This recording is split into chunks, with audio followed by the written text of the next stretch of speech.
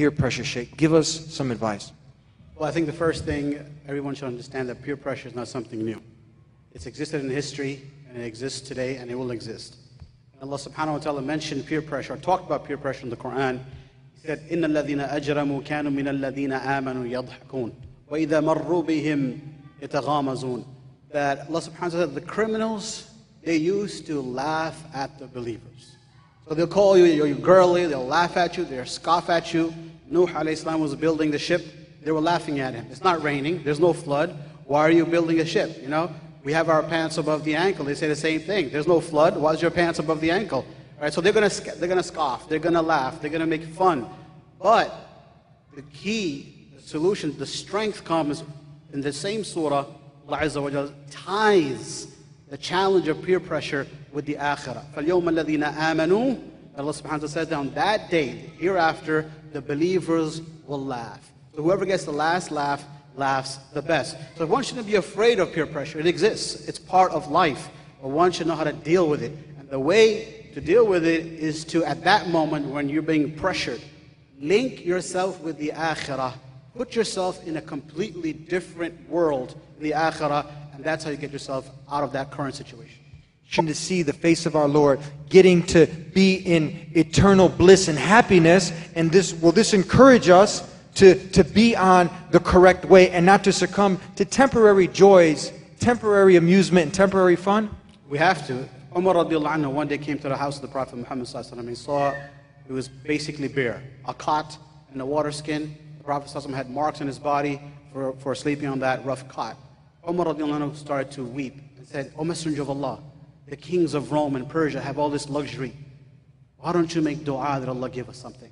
The Prophet ﷺ, hearing that, got up from the cot, faced Umar radiallahu anhu and said, "Afi shakkin anta ibn al-Khattab, ama tarda anna lahum ad-dunya wa lana al-akhirah." He stood up and he addressed the situation. He said, "Are you in doubt, O Ibn al-Khattab?" The opposite of certainty. "Are you in doubt, O Ibn al-Khattab, O son of al-Khattab? Aren't you pleased that they get this dunya and we get the akhirah?" So here the Prophet ﷺ is teaching him how to fantasize about the akhirah. You see a situation you're not pleased with. You see a situation you wish could be better, but you have nothing at that moment to make it better. Fantasize about the akhirah. That's amazing, amazing. Also, I mean, there's the flip side to that. I mean, we're yearning for that eternal bliss in paradise by doing good. Islam calls to everything good. Noble behavior, character, being good to your neighbor, non-Muslim or Muslim, and worshiping God on His terms, not making up, things according to your desires. So you get the reward on that day of judgment. But also, are there consequences that a person who disobeys the Creator, lives life according to their desires, that they should think about too? The hellfire, very hot place, we don't want to be there. Should they think about this too? Definitely. And I mean, some of the times the youth, they may say, well, we're young, we're going to fool around a little bit. Here in America or most cities, people get serious when they're 35 or maybe 40 now, right? 30 is the new 18, I don't know what it is, right? So they get serious at a very late age. But in Islam, we get serious and mature at an earlier age. The Prophet ﷺ, when it came time to send an ambassador to Medina, he didn't send Abu Bakr, who was his right-hand man, who was the most knowledgeable companion. He sent Musa ibn Umair, a young man, to carry the message of Islam. So the youth may at times say, well, I can fool around a little bit now and then I'll get serious later. But what they have to remember is how Allah subhanahu wa ta'ala talked about the youth. He said, إِنَّهُمْ فِتْيَةٌ آمَنُوا بِرَبِّهِمْ وَزِدْنَاهُمْ هُدًى. Allah talked about the people of the cave. They weren't elderly people. Allah said that surely they were fitya, they were young men who believed in Allah Azza wa Jal. They went against the peer pressure to worship idols, to make shirk. So much to the point they did not compromise and they resorted and went to a cave. The Prophet Muhammad talked about 7 people who will be under the shade of Allah on a day where there's no shade. He talked about the hotness, being hot. The sun will be brought a mile close. We will sweat as we have never sweated before. If you think this summer is hot, people will sweat according to their sins. Some people will sweat just below their feet. Some people will have sweat up to the shoulders. Some people will be drowned in their sweat. And one of the categories of people who will be saved from that heat and that sweat is a young man who worshipped Allah in his youth. We can't waste this precious time, this precious moments in our life, which is the youth. We got to pass the test. The test is almost over. At any time, death is a reality. We can die today, tomorrow, and we need to take it seriously. Now let's give one more example before we go to break. You know, Fatima, Aisha, and she's around some people, possibly, you know, she thinks they're her friends, and she's changing her life. She's saying that I need to get serious, so she's in between. She's in between the good group of friends, the bad group of friends. What advice do you have for her? You know, she's caught in a situation now, or to avoid a situation where the friends invite her over, say, come on, girl, let's go hang out at this party. You know, you can come to my house, and my mom will cover for us. Don't worry about it. We can go have a good time. We won't stay up too late. Everybody's going to be there. Now, everybody is going to be there. So what should she do in this situation? A couple of things. First, the first part is to be proactive. Number one, the Prophet ﷺ said, a man is upon the religion of his close friend. So look to whom you take as your close friends, your buddies. To be proactive, you got to choose the right friends. You can't say, well, I'm going to, stay away from the haram, even though they do haram, they're doing it themselves. That's impossible. The Prophet ﷺ forbade us to drink liquor, even forbade us to sit in an arena or a place where someone else is drinking. The whole idea is that it's going to transcend, it's going to transfer to you. So that's the first thing, to be proactive, to select the right friends. Number two, if we haven't done that and we're caught in a situation, what I like to tell the youth is stop for a moment. Pause. We can pause our smart TVs these days, right? Files can be paused. Pause your moment right there. Pause. Take it to the end game. What's the end game if you take drugs? What's the end game if you drink? What's the end game if you commit adultery?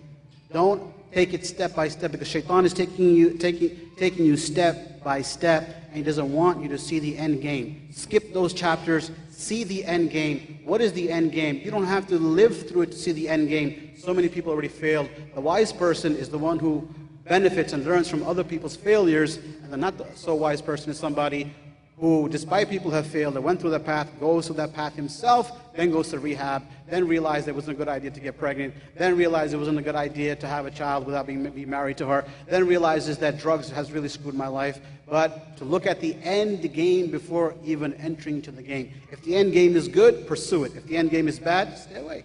Amazing advice. We're going to take a break, and we'll be right back with more with Sheikh Shakil here on The Dean Show.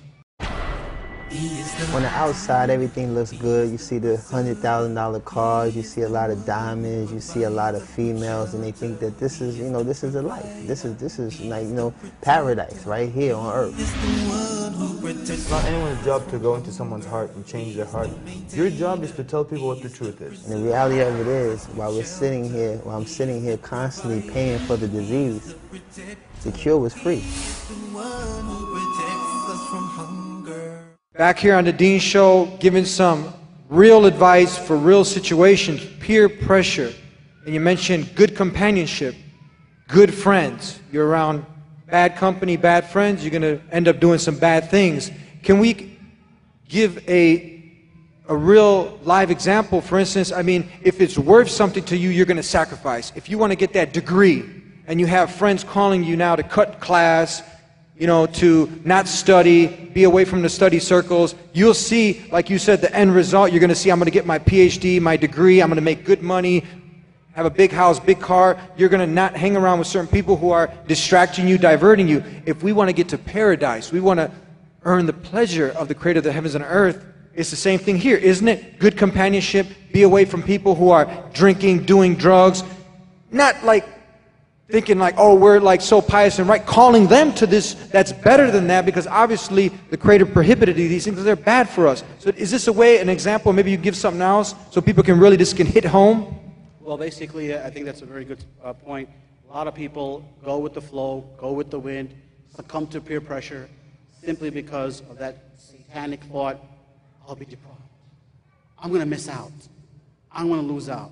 But you know what? When you're a Muslim, you're a believer, it's a win-win situation always. Always. And the Prophet ﷺ generally described it that the affair of the believer is always good. Right? If something good happens to him, he's happy. If something bad happens to him, he's patient and his sins are removed. So it's always a win-win situation. So in this situation, what he should do and look at the thing that he's going to leave, but don't think it's a loss, because it's actually an investment and a gain, because the Prophet ﷺ said, "Man taraka shay'an lillah, awadahu Allahu khayran min." Whoever leaves anything for the sake of Allah, Allah will replace it. There's no loss. Allah will replace it, not with something equal to it. Allah will replace it with something better than it. So if you lose, you let go of that haram relationship, you're going to get a better one. If you let go of that, oh, well, I can't get a high, I want to feel this high from drugs, Allah's going to give you something that's more joyful, more beneficial. It could be in this life, or it could be in the afterlife.